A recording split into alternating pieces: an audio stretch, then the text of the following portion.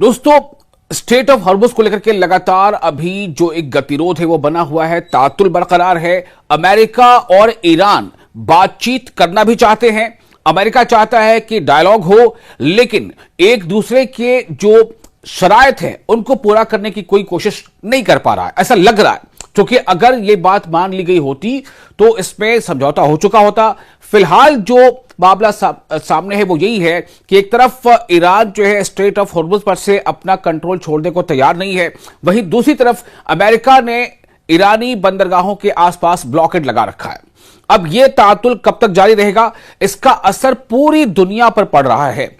Trump की गैर कानूनी नाकेबंदी, जो ईरान का कहना है कि डोनाल्ड ट्रंप ने यानी अमेरिका ने जो नाकेबंदी कर रखी, ब्लॉकेड लगा रखा है, ये गैर कानूनी है। तो अब ये जो है कई ऐसे दावे सामने आ रहे हैं कि ये खुद अमेरिका के लिए उल्टा पड़ रहा है।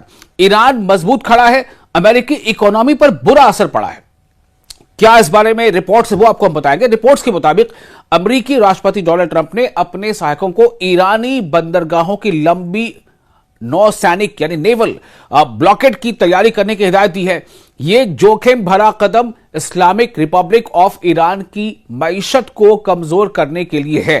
अमेरिका को लगता है कि ईरान की जो इकोनॉमी है उस पर इसका बुरा असर पड़ेगा, लेकिन इसके बजाय यह दिखाता है कि 8 हफ्तों के इस जंग के बाद अमेरिका जो है वो फैसलाकुन जीत हासिल नहीं कर पाया। साथ ही इसका असर अमेरिकी जनता और वर्ल्ड इकोनॉमी पर भी साफ तौर से पड़ता नजर आ रहा है।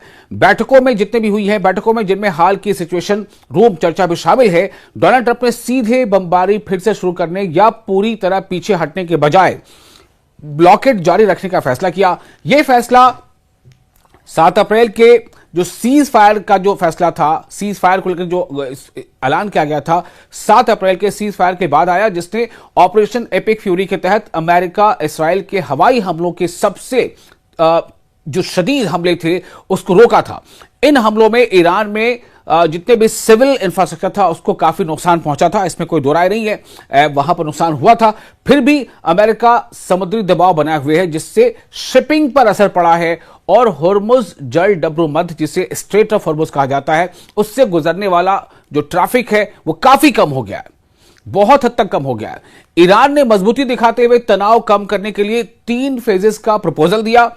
पहला, संघर्ष खत्म करना, ये जो एग्रेशन था उसको खत्म करना।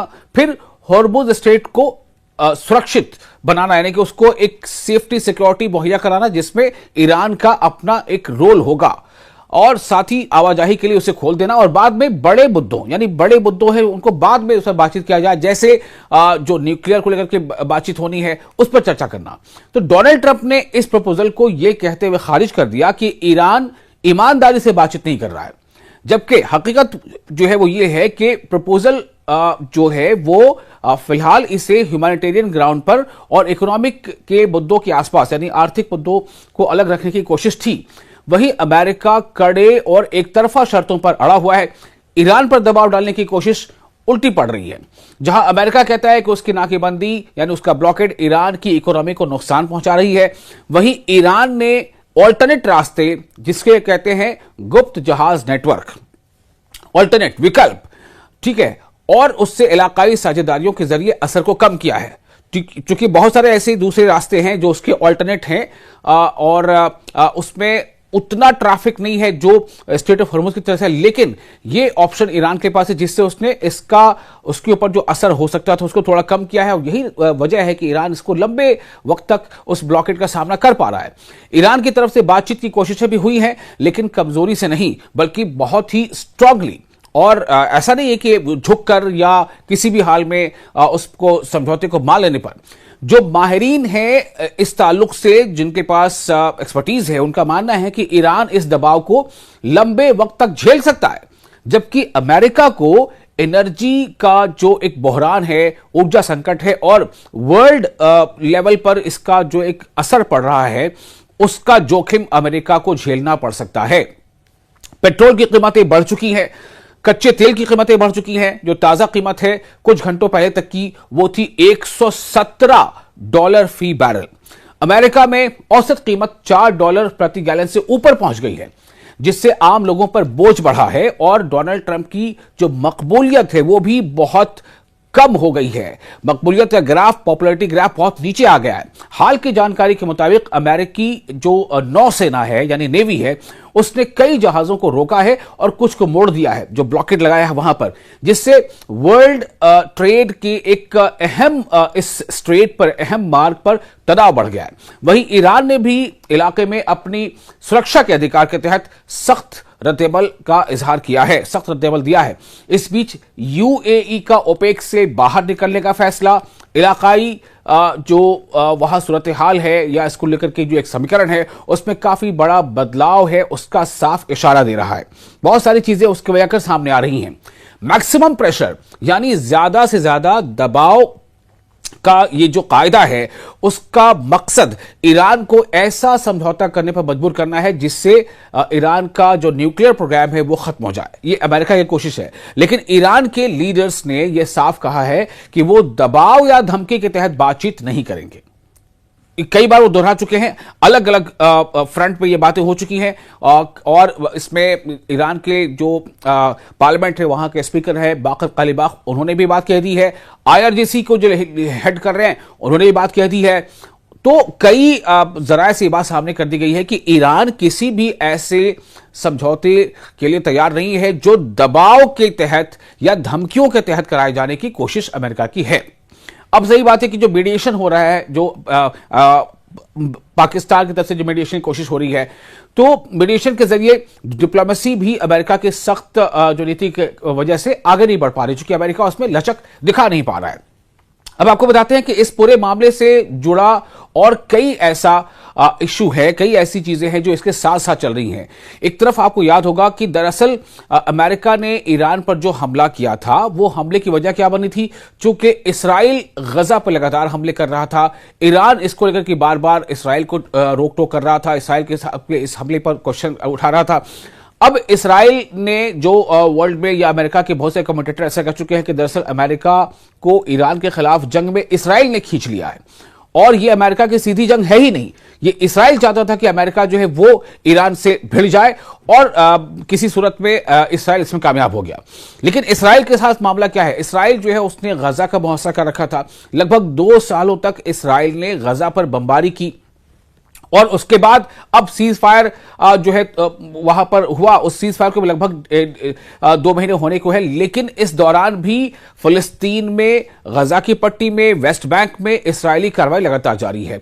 तो दरअसल वहां से यह सिलसिला शुरू हुआ है और जिसको लेकर के इसराइल को लगता है कि ईरान अगर हमें बार बार धमकी देता है तो ईरान के पास न्यूक्लियर नहीं होने चाहिए, ईरान के पास मिसाइल की ताकत नहीं होनी चाहिए, ये इसराइल चाहता है। और इसी के तहत इसराइल ने अमेरिका को कहीं न कहीं ईरान के खिलाफ कर दिया जंग के नाम पर, और अब दुनिया जो है इसका अंजाम भुगत रही है। अब आपको यह बता दें कि एक बार फिर ग्लोबल फ्लोटिला यानी तकरीबन 40 मुल्कों के जो सोशल एक्टिविस्ट हैं वो जो है रुख कर रहे हैं फिर से कहा गजा का, और इसलिए कर रहे हैं कि गजा पर जो मुहासरा कर रखा है, जो घेरे में ले रखा है इसराइल ने, उसके खिलाफ वो एक अपनी आवाज बुलंद करना चाहते हैं, उस मुहासरे को खत्म करना चाहते हैं।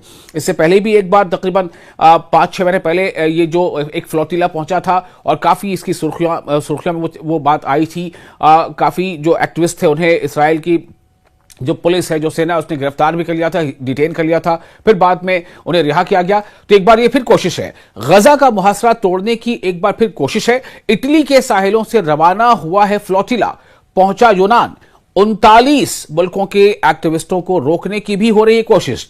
गजा का मुहासरा तोड़ने के लिए ग्लोबल सबूत फ्लोटिला यूनान के करीब पहुंच गया है।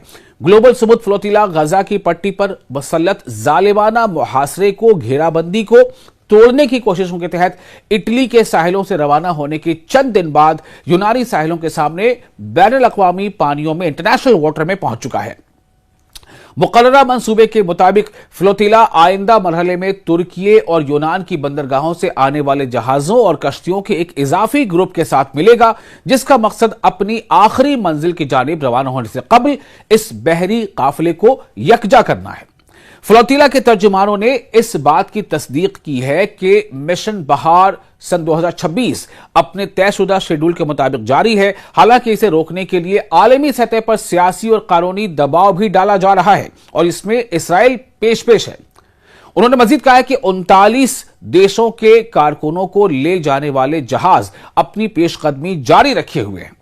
उन्होंने उम्मीद जाहिर की है कि अगर समंदर में इन्हें रोका न गया तो यह काफिला आइंदा चंद दिनों के अंदर फिलिस्तीनी इलाकाई पानियों के करीब पहुंच जाएगा। ग्लोबल स्मूथ फ्लोटिला एक शहरी इकदाम है जिसकी शुरुआत 2025 में साल 2025 में अलग अलग कंट्रीज के अलग अलग मुल्कों के कारकुनों यानी सोशल एक्टिविस्ट और सिविल सोसाइटी की तंजीमों की शिरकत से हुआ था।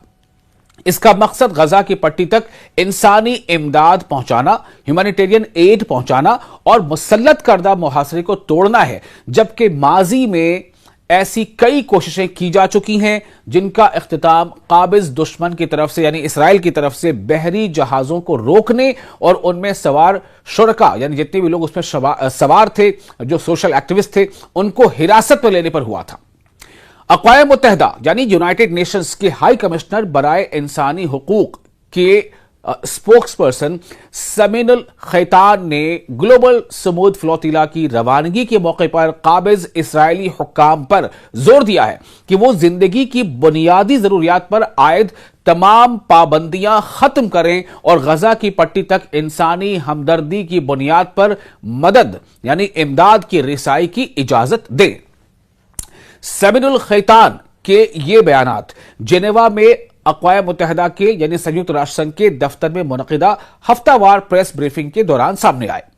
गजा की पट्टी तक इमदाद पहुंचाने के लिए इटली से फ्लोटिला की दोबारा रवानगी और गुज़िश्ता बरस बहरी जहाजों को रोके जाने और कारकुनों पर होने वाले हमलों से मुतालिक एक सवाल के जवाब में उन्होंने वाज़ेह किया कि काबिज इसराइल एक गासिब कुव्वत होने के नाते इस बात का पाबंद है कि वो गजा की पट्टी में फलस्तीनियों की बुनियादी जरूरियात पूरी करे और इंसानी इमदाद यानी ह्यूमैनिटेरियन एड के दाखिले और उसके बहाव पर आयद पाबंदियों के खात्मे को यकीनी बनाए। उन्होंने इस बात की जानिब इशारा किया कि गजा की पट्टी में सूरत हाल अब भी इंतहाई संगीन है, यानी हालात वहां अच्छे नहीं हैं, जहां पीने के साफ पानी, खुराक और खाना पकाने वाली गैस समेत दीगर बुनियादी जरूरियात की शदीद किल्लत बरकरार है, कमी है वहां।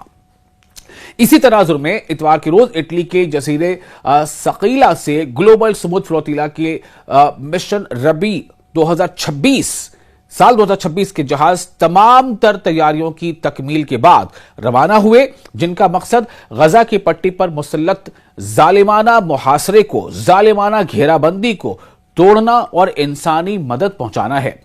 ग्लोबल स्मूथ फ्लोटिला एक शहरी इकदाम है जिसका आगाज 2025 में अलग अलग मुल्कों की सिविल सोसाइटी के तंजीमों के नुमाइंदों, समाजी कारकुनों और रजाकारों ने गजा की पट्टी तक इंसानी मदद पहुंचाने के लिए किया था।